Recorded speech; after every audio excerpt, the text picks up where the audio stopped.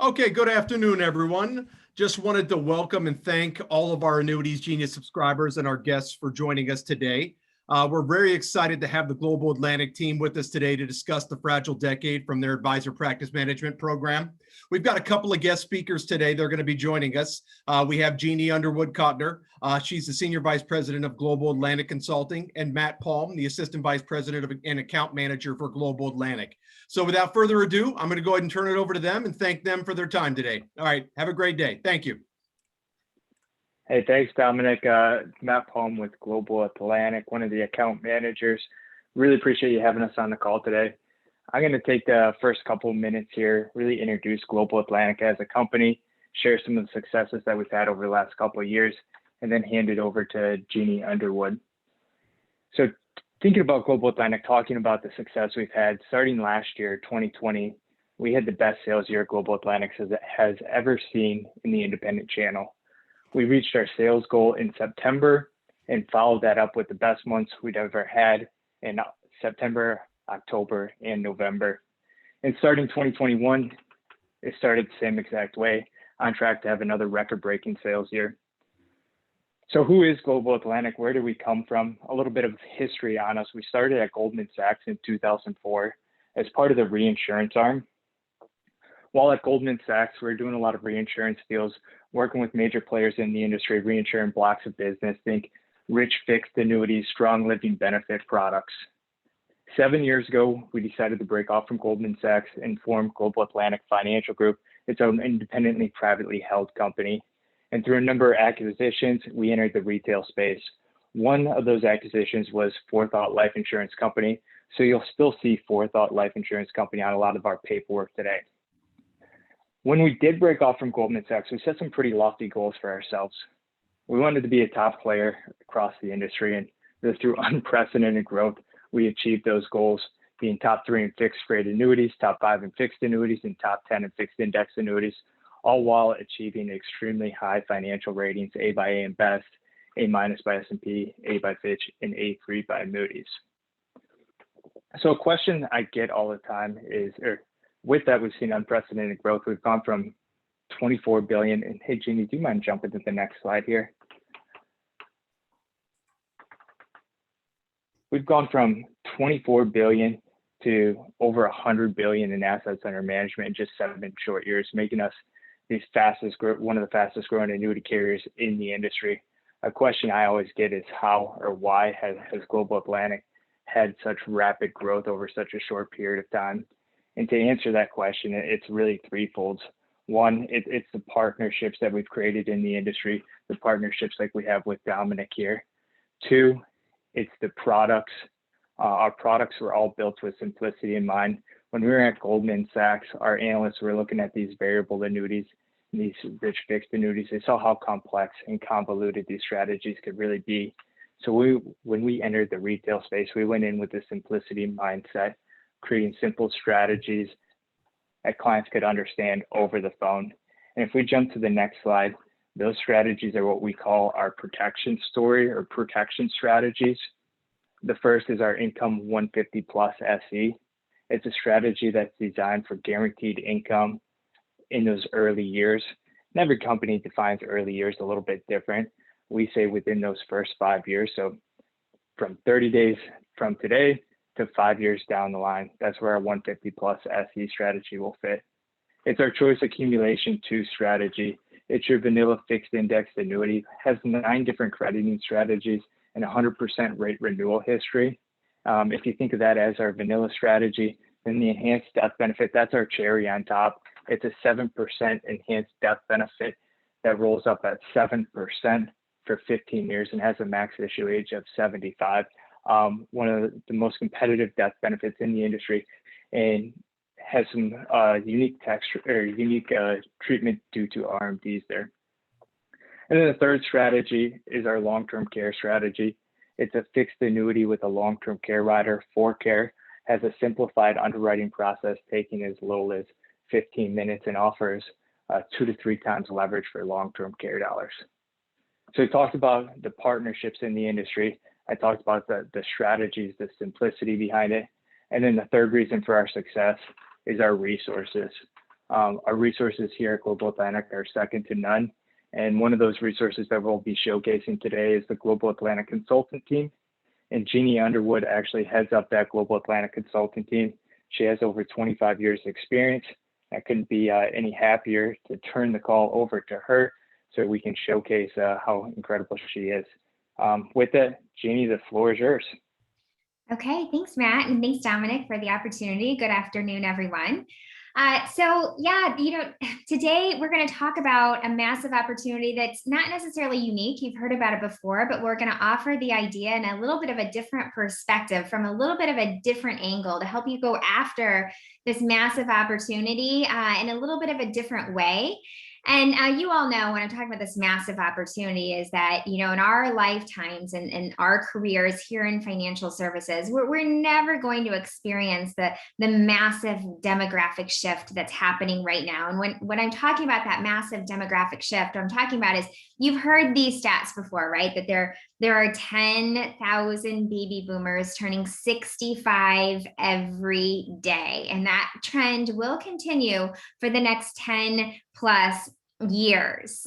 10 plus years. So what does that look like? What does 10,000 baby boomers turning 65 every day in this country look like? Well, if we were a live audience, I would ask this question: how many people on the line today or in an audience, how many people have ever seen a concert at Red Rocks in Denver? And I would hope I would see a lot of hands. I love live music. I've seen a few shows at Red Rocks in Denver. And I would say this: if you love live music, and you've not seen a show at Red Rocks, put that one on your list. It's magical. It's an awesome place to see live music. And that venue holds 10,000 people. So if we had 10,000 people at Red Rocks, that would be considered a sold out show. So think about this.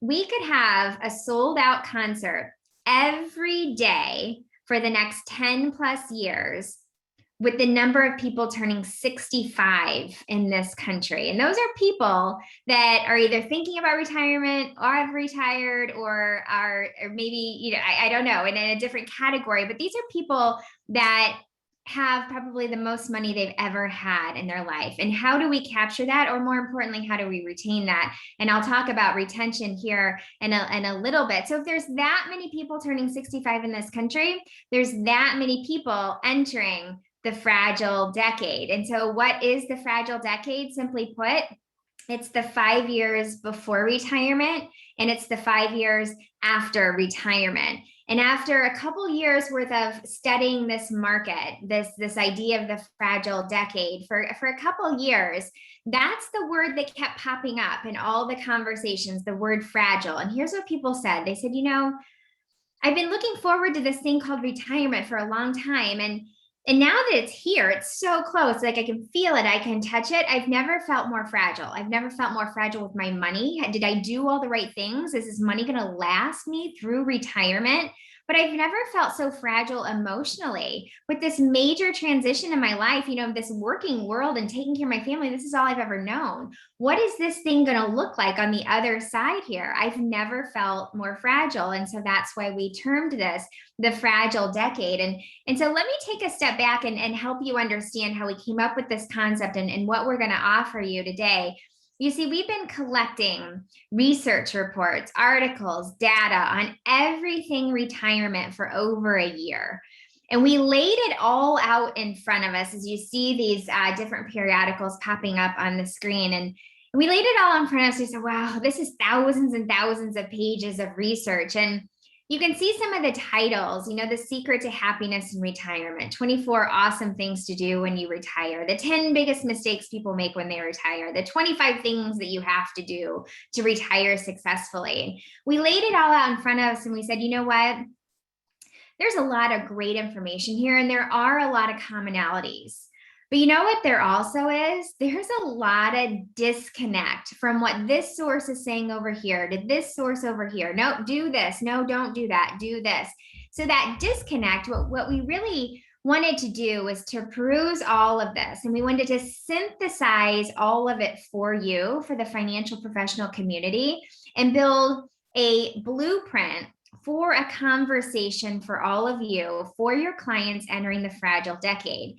And how we did that is we did a year-by-year countdown of all these checklist ideas, all these checklist items. So 5 years to go, this is what we want to do and cover this year. 4 years to go, here are the checklist items we should be covering this year. So the day you step into retirement, you can rise and thrive. You feel organized, you feel ready, you feel confident, you are happy, and you are ready to transition into that new chapter of your life. And that's really what we're going to present to you today, is that blueprint. And with any really good, strong blueprint, you need a solid foundation. And so I always look for that foundation. Where does the story start?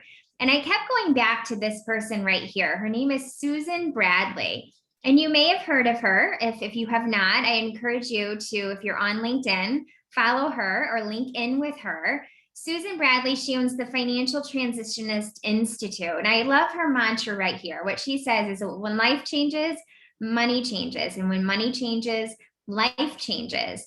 And what her and her team have been doing over the last 20 plus years is they've been studying people in major life transitions. So people, when I'm talking about life transitions, like retirement, what we're here to talk about today, divorce, widowhood, selling a business, you name it, they have studied it.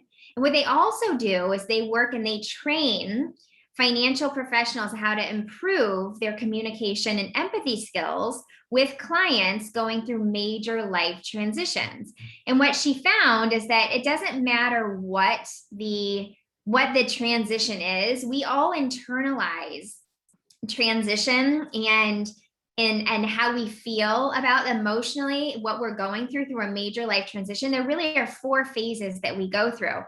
So what I want to take a step back and point out, today we're going to talk about retirement, but I do want to point out 2 others to keep in the back of your mind and why this is so important. First, widowhood. You may have heard these stats before, but the average age of a female widow in this country is 59.4 years. That's crazy. That's crazy young. And what we also know is that female widows, what has been found in a number of studies, is that typically what you find is that a female widow will leave an existing financial professional within the first 12 months of their spouse passing away. There wasn't a relationship, they said. You know what? He's always spoke with my husband, this financial professional. I really was never involved. I don't feel connected. I'm not engaged with this person. And they move their money from that financial professional to someone that they're more comfortable with. That's alarming to me. So I want you to think about that going forward, how young female widows are in this country. And how do you avoid being that financial professional where that person leaves your branch, leaves your book, leaves your office? And then the second one is divorce. Actually, divorce in this country is the numbers have leveled out. Now, it's still pretty high, but there's this new category of divorce, and you may have heard about it. It's called gray divorce.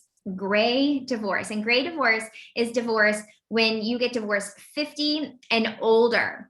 And those numbers have doubled since 1990. We're finding more and more baby boomers that are stepping into retirement are getting divorced, and it's mostly initiated by the female. So there's a lot going on in your book in terms of transition, and that's why this is so important, I think, for everyone to know, so you can align more of your communication and your connection and your engagement, align it with these phases of transition. And so back to those 4 phases, what she identified is that when people are going through a major life transition, here are the 4 phases. It's anticipation, ending, passage, and new normal. So anticipation is the moment someone knows that some aspect of their life is going to change in a major way. That's anticipation. They have entered that anticipation stage. As they move through that anticipation where they're getting ready for some aspect of their life to come to an end, once it does, that's ending. So once someone retires, the day they retire, that's their ending phase. Then they move into passage. And passage is when that kind of that shock and awe starts to wear off. It's kind of more of this awakening time period where people start to tiptoe into this new life to get used to it and find their new narrative as they make their way through that transition or into that transition. And then once they do that, they come to their new normal. So those are the 4 phases. And this is how we designed and aligned the conversation over the fragile decade. Is the first 5 years are typically that anticipation phase, which is a very emotional stage of their life. Then they end, that the ending is the retirement passage where they're getting used to retirement, where they kind of hit their stride and their new normal. And I'll say this is that we do know this. Every study that I have looked at, people do not leave their financial professional because there was bad performance or because they just didn't like their investments or strategy or this and that. People typically leave a financial professional because there's a breakdown in the relationship. There's a breakdown in the communication. And that 5 years before people retire is so critical to make sure that you are established, you are engaged, and you are connected with those clients in the fragile decade, because it's fragile to you too. You see, when people are saving for retirement, on average, we do know this, is that people are working with, on average, 3 to 5 financial professionals. And that when they step into retirement, they move to one, either right before or after. And where's what they said? They said, look, I've got my money spread out. That's just kind of the nature of the beast. As you start accumulating money and assets and wealth, it's just spread out. But now that I'm transitioning into this new life, this thing called retirement, I want a one-stop shop. I got to get organized. I've got to coordinate down to one person. And that's what we're seeing. So it's not only critical for your clients and what they're going through, but I think this is a very critical time period for all of you. And so that's what we really set out to do, is to build this blueprint to help all of you start the conversation before your competition, to put you in the best position to be that one financial professional. And so as we were doing our research, we actually purchased this report from Cerulli, and it was called the ExperienceCentric Advisor. And what we found is there's this new category of financial professionals that's popping up, and they're called experience-centric advisors. And we compared them to like just what a traditional financial professional would look like. And here's what we found is that a traditional financial professional and an experience-centric financial professional, they're really good. They're good at investment expertise. That's what we all do. Good service is a part of the formula, but what these experience-centric financial professionals are doing is they're putting more of an emphasis on this idea of holistic planning. And that's what people want as they're moving towards and into retirement, and providing more meaningful experiences. And that's where they think they really can differentiate themselves. It's really hard in this business at this point for all of us to differentiate ourselves. I mean, we all have access to the same products, the same information. It's not as easy as it used to be. And so you have this category of financial professionals that's putting a bigger emphasis on the non-financial tangibles that they can be offering or building into their approach for their clients, almost like becoming indispensable, almost like becoming the Starbucks of the financial professional world. They're looking at companies, these experience-centric companies, and what drives people to go to them? And is there any way for us to emulate that? Is there any way for us to take what these experience-centric companies outside the industry, what they're doing? I mean, they drive so much revenue. They drive so many people to their experiences. What can we take from that? And how can we implement that into our practices? And that's what they're really doing. These experience-centric professionals are doing. And you know what? They're reaping the rewards from it. What we found in this report is the experience-centric advisor has double the median client size than the industry average. They have less involuntary attrition. They're more likely to work with the affluent core market, and they're more likely to be referred. And so this conversation that we're going to share with you, it helps you evolve into this experience-centric approach. And so here's another resource for you. Joseph Pine wrote the book, The Experience Economy. So again, if you're on LinkedIn, follow Joseph Pine, link in with him. He's still open to link in with people and purchase his book. And his book is all studies, years of studies on this whole concept of experience-centric. And what they find is that more people today will pay more for experience than they will for actually tangibles. People are looking for that experience. They're drawn to more experience. So again, this conversation I'm going to share with you allows you to have a bigger impact on your clients from more of an experience viewpoint. So we went to some practice management experts and we said, okay, how do we help financial professionals really think? How do they become more experience-centric, aligned with what investors want today? And they said, it's really about a mindset. You see, people walk through the money door to work with you because that's the perceived expertise, is you're really good with money. But with that comes an emotional, a decision-making process, and an emotional side to them. And that's what drives how they make decisions. And so what they're suggesting is having more of this approach of becoming more of a life guide, especially for clients going through major life transitions. They're looking more for someone not just to manage their money, but to really guide them with their life. So then I started researching the personal coaching industry in this country. And it's, first of all, what you'll find is that it's the second fastest growing industry in our country. People pay a lot of money for you to tell them what to do. They'll pay a lot of money to gain clarity, to gain confidence, and to find overall life success. So that's the real opportunity here, is just to slightly tweak your approach, slightly tweak your process, slightly adjust your conversation, talk about the process and this idea of maybe being a life coach to your clients. And that's what will really resonate with your clients and will kind of start to move you more to that experience-centric approach, which is really important these days with with our business not being able to differentiate like we used to be able to. So then another component as I get into the conversation here is this whole concept of happiness. And it might sound a little corny, but it pops up all the time. And this is what we found. These are the 4 core pillars of retirement happiness. Money, not just assets, but income, having an income plan in retirement. See, assets make people miserable in retirement. There's, my lost money, I made money. Oh, I'm up, I'm down, it's all over the place. It's just too much for people in retirement. It's about income, money in the form of income. Health, the happiest retirees are the healthiest ones. Staying connected, the ones that actually stay involved in their community, stay close to their family and friends.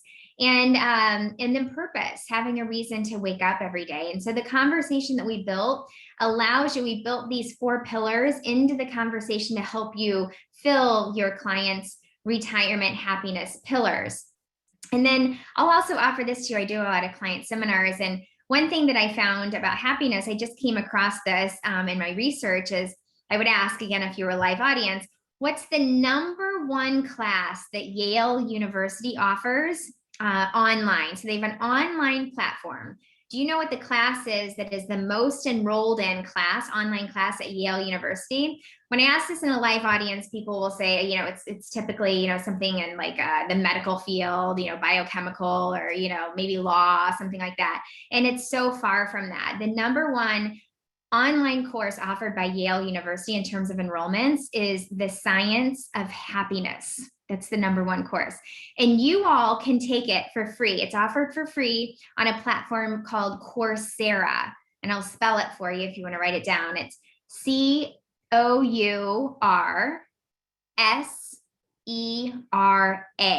Coursera.com. You can sign up for it for free.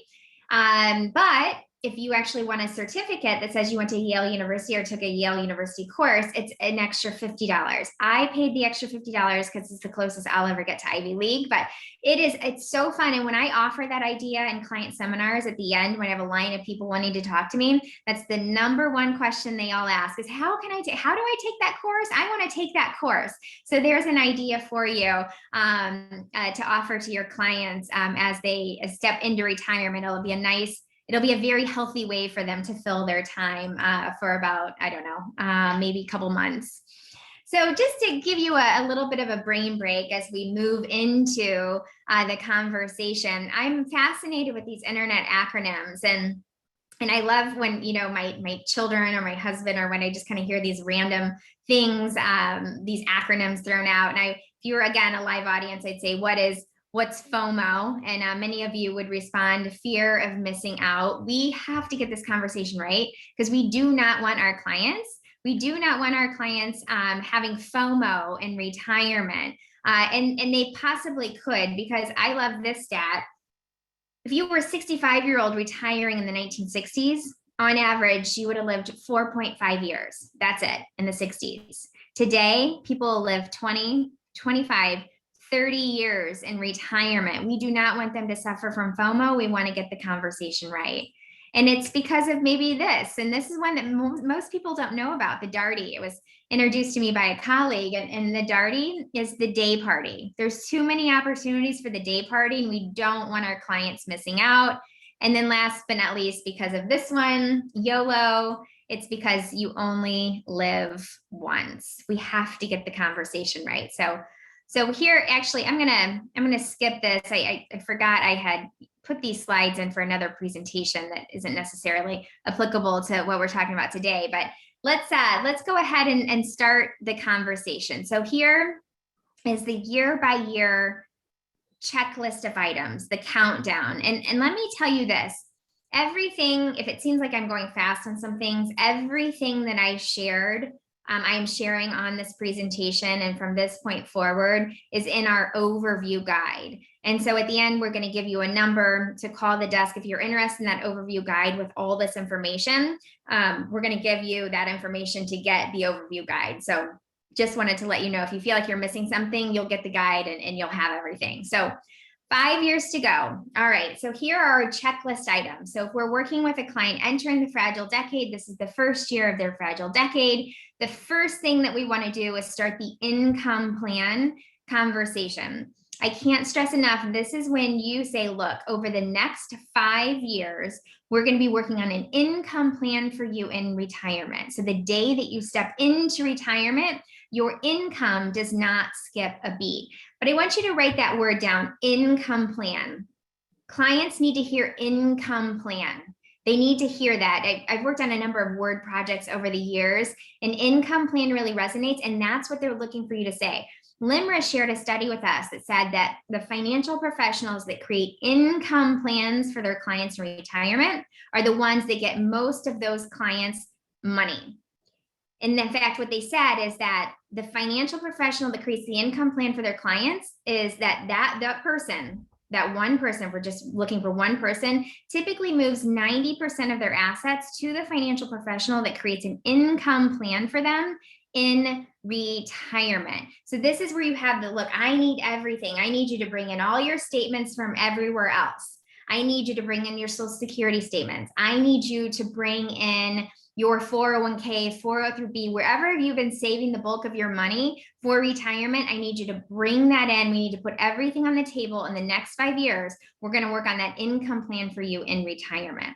All right, the number 2 item, review the average American's retirement budget. Start getting them in the mindset like, look, when you retire, you spend differently and things start to cost differently. Your utilities typically go up in retirement because you're home more. There's all kinds of things that we want to start thinking about so we can start transitioning our habits to work more towards that American's retirement budget. Start a retirement budget, maybe start thinking about this and start living as a retiree as you get closer to that retirement date. And then start an annual spending audit. You know, we're living in this day in this digital age, and I think people have kind of lost touch with the old school way of balancing a checkbook and really understanding how they're spending money. And so we think that a spending audit could be really beneficial to someone thinking about retirement, just to help them understand, you know, where are they spending money and do we need to be spending money the way that we are? And then starting the spring cleaning checklist. I think this is a great exercise we came up with.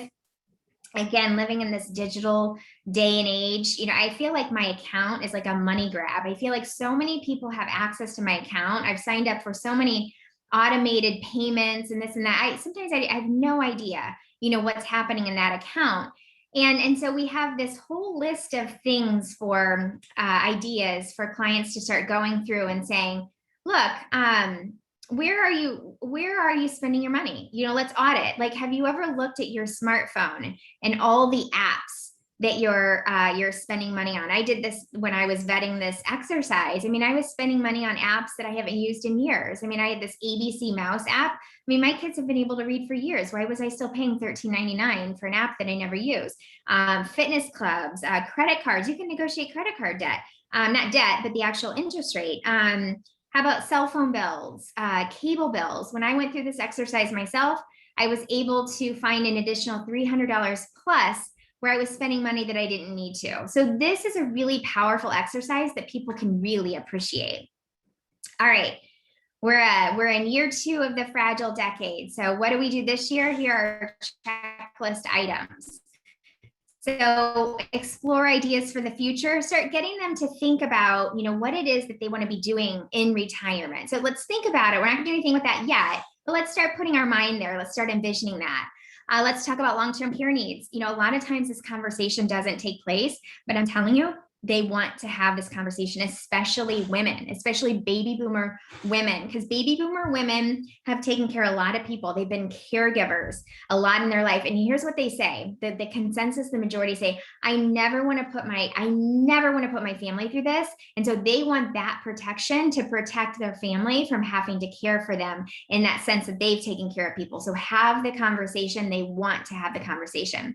Assess the life disability insurance needs, very important. Healthcare options, especially if there's a gap between Medicare. This is a really stressful point for people, healthcare. Like, okay, am I covered? If something were to happen, am I covered? They want to have that conversation.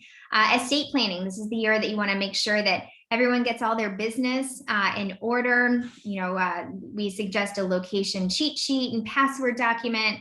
Again, that's all in the brochure, but this is the year you want to start that conversation and start working towards getting all those items in order, and then continue to complete the spring cleaning checklist. Okay, now we're in year 3 of the fragile decade. And what do we do in year 3? This is where we discuss where to live. Are your clients going to be snowbirds? Are they going to age in place? Are they going to completely just sell everything and move somewhere else?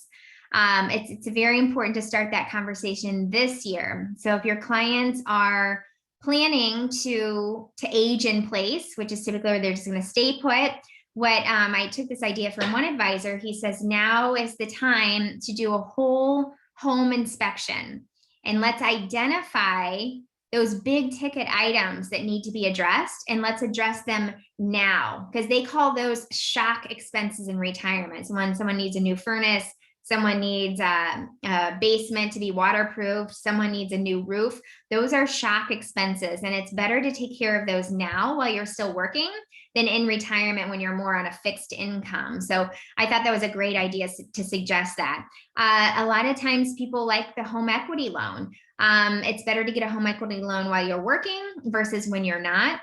Continue the spring cleaning. And this is the year you kind of spot check that income plan. Complete, rerun, review the retirement income plan and make sure that their goals of what they want, they're on track. And I would encourage you to constantly be talking about your clients' goals when those initial conversations are taking place and you start to really assess what their goals are for when they step into retirement. Always reference that, use that word goal. They like that. And that's a high priority item for them is are you aligning everything to their goals, and are they on track? Those are key phrases to use in the conversation. All right, we're in 4 years in. Here's what we will discuss this year.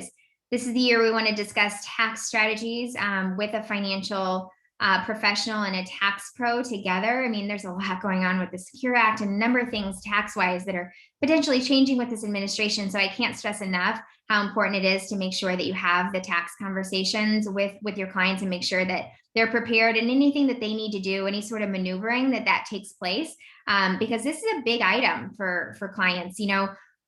When we look at the surveys, taxes and paying taxes in retirement are always a top line, top priority for them to have that conversation and make sure that they're covered and they're doing all the right things and that they're engaging in all the tax smart strategies that they can. Encourage them this year to practice retirement. Just start practicing. Let's see, are we there yet? Are we there, mentally, can we do this? That's a great exercise to encourage. A lot of companies are offering this concept called phased retirement. Maybe this is something you offer them. Maybe ask the question, how do you feel about going from working 40 hours a week to going cold turkey? Do you think that you're going to have issues with that? Do you think you're going to be able to handle that? If they say, no, I don't know if I am. Ask them if their employer offers a phased retirement plan, and a lot of them do, and the ones that don't, they're open to it. And so here's what happens is before retirement, they just start reducing their work hours. So they'll go from 40 to 30 to 20 to 10. They'll kind of phase into it instead of going cold turkey. And that seems to be a really enjoyable experience for retirees that have had that opportunity. Continue the spring cleaning and then review the retirement income plan. Okay, 5 years into the fragile decade, the year before our clients retire. The final year, what we would suggest is finalize the health insurance needs, make sure there's no gap there. Allocate 1+ years of expenses to cash. We just use this as what we found people liked as 1 years, but people will differ in that opinion. But people that are thinking about retirement, they like cash, and that's where they feel they have a little bit of security when they hold cash. Continue the spring cleaning effort, review the retirement budget, review dates to turn on protected income sources and make sure that they're executed on, because again, we don't want our clients' income to skip a beat, and then review the last 5 years as they get ready to step into that ending phase into retirement. So let me take a step back and tell you why all of these conversations, these checklist items are so important. First of all the items that we suggest are based on studies of what people say that they want to take care of and where their priorities are, thinking about organizing their life and their money situation as they step into retirement. So this is all based on research coming from people thinking about retirement in the fragile decade. Another idea that I want to share with you, I want to offer to you of why this works is because you think about this, our entire life, we live in a pattern or we live in a structure. Like we're born, we're taken care of, we go to school, go to grade school, we go to a junior high, then we go to high school, and then we prepare to go to college. And go to college, we study a field of education, and then we leave college and we hopefully get jobs, and maybe we have several jobs, we raise a family. We always kind of know what the next step is. And then there's this thing, retirement, and it's like all of a sudden you just hit a brick wall with retirement, and there's no more life manual. And you see, the brain is wired to find structure, is to find patterns. And when we do not set ourselves up for a new pattern or a new structure, especially in retirement, that's when we kind of freak out. Wide open spaces make people freak out.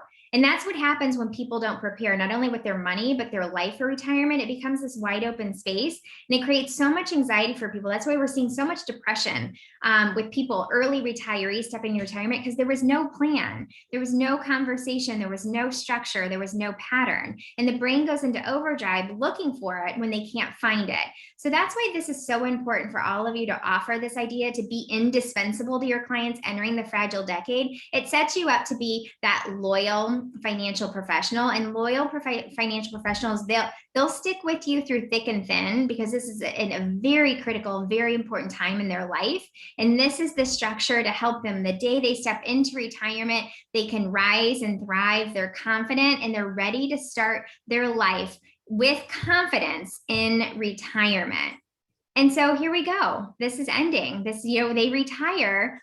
And then what do you do for them the next 5 years? To move them through the entire fragile decade. We have ideas here for the passage stage. And these are ideas to help you continue to foster your clients as they find their new normal in retirement. So we suggest celebrating or hosting a retirement party. This is an idea that we actually took from a financial professional. He forms retirement mentor groups. And what those are is what he does is he asks his clients that are retired to mentor his pre-retirement clients. So he picks a couple, he matches them up, he hosts them, he gives Starbucks gift cards, and tells them to go to the Starbucks and have a conversation. Talk to them about what it was like to get to transition into retirement? What did you feel that you did right? Would you feel that maybe you didn't do right? What would you do different? And if you could just have conversations with my pre-retiree clients, I think that would really help them, again, gaining confidence as they make that transition. It's been a wonderful project for him in this practice. Produce a happy retiree newsletter. A lot of times we might have a newsletter for our clients, but why not a separate one just for your retirees with ideas for your retiree type of clients? Expose clients to volunteer opportunities.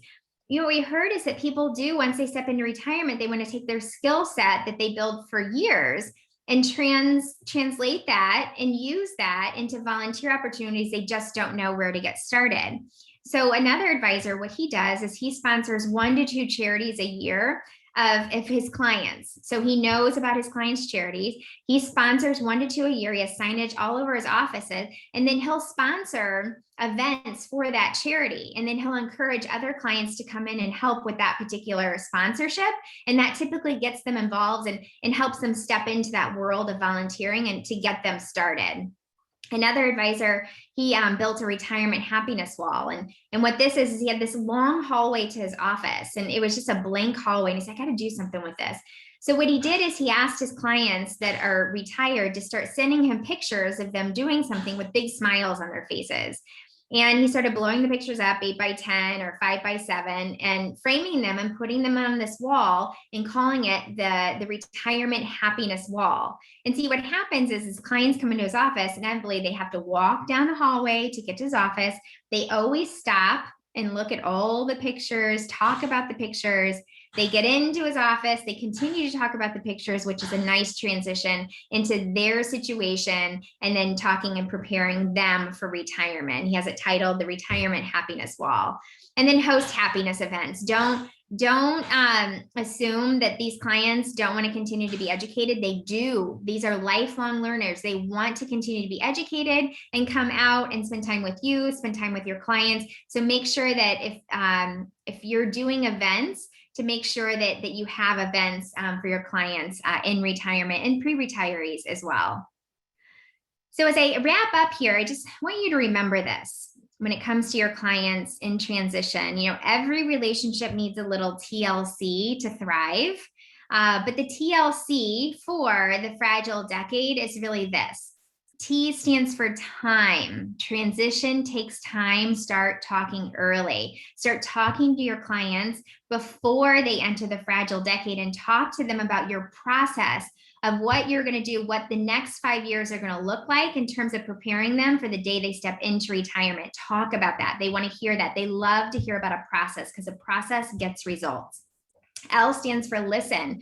People feel the most fragile, not just financially, but just thinking about that transition. Ask really good open-ended questions about how they're feeling, and sit back and listen to them. That is a strong opportunity for bonding right there. Asking good questions, sitting back and listening. And then C stands for communicate. Communicate, communicate, communicate. I can't say that enough. Communicate wisely and communicate often, especially for clients in the fragile decade. It's a different time period for them. Their head is in a different place. And the more you communicate, the better off you're going to be in that relationship. So with everything that I shared with you today, here is the toolkit. So if you're facing the screen, the top left there, the fragile decade, that's the overview, that's the conversation guide. So everything that I shared with you today is in that guide. The one in the middle here that says the fragile decade that looks different, that's our client approved fragile decade companion guide. So that's client approved. So you have access to that. We also have a piece called the empathy map. I didn't even have a chance to get into that, but it's a great tool, and it's pretty self-explanatory once you get that tool. We also have a piece that we licensed from Kiplinger's Help, I'm Afraid to Retire, Even Though I Can Afford to. It's aligned perfectly with the fragile decade. And then we also have a book. We have some copies on hand. It's Where Will You Be in 5 Years? Again, it's a great book to give to your clients in the fragile decade. It's full of exercises to help them think about their new life in retirement. If you want to go ahead and I'll leave this up for a second, snap a picture of this. This is the QR code that gets you to our website with all of our programs, with more information on the Fragile Decade and other programs that we do have. And then last but not least, if you're looking for the pieces that I referenced, here is the sales desk number, the Global Atlantic sales desk number. I would encourage you to snap a picture of this or write that number down, and you can get access to everything that I shared when you call the sales desk and ask for the Fragile Decade suite or toolkit. They can get you everything that you need. So with that, I'd like to thank you for the time today, this afternoon, and I'm going to hand it back over to Dominic, I believe. Yeah, Jeannie, thank you so much. That was absolutely fantastic. And Matt, thank you so much for you guys joining us today. We couldn't be happier, and that was unbelievable presentation material right there. A couple of house cleaning items. All of this will be made available in a recorded format on the Annuities Genius software. It's going to be located in your training section of your software at the very bottom of the page. Like all of our other webinars, you'll be able to access that within the next 24 to 48 hours. We will send out a thank you email. So Jeannie, if there's anything you'd like to include in that thank you email for the participants, or Matt as well, just let me know and I'll make sure and get those items in there. But other than that, thank you so much. Thank you, Jeannie, and thank you, Matt, for joining us. And thank you, all, as always, to all of our Annuities Genius subscribers. You guys have a nice day. Thank you. Thanks.